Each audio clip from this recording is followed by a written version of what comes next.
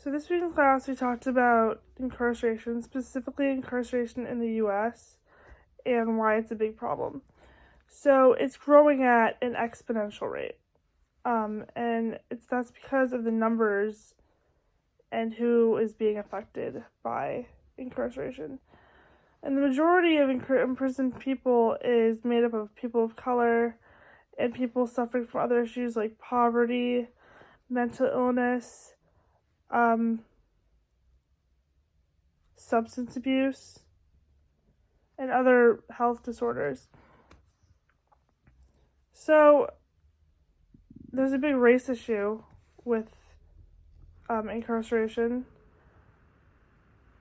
So 1 in 3 African American men will be imprisoned instead of 1 in 17 white men.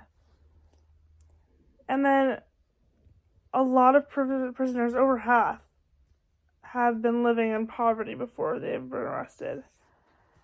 And the problem with incarceration is people can fall into substance abuse, drug abuse if they get drugs or alcohol or other substances. They get raped in prison.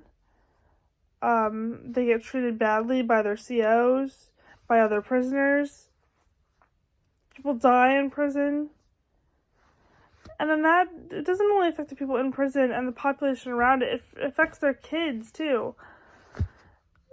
Kids that have parents who are incarcerated, they also enter poverty, substance abuse, drug abuse. They get sexually abused if they're living with someone or their foster care. They cut school, they join gangs, and they're more likely to end up incarcerated themselves. So this is a really big problem, and we need to find ways to decarcerate people.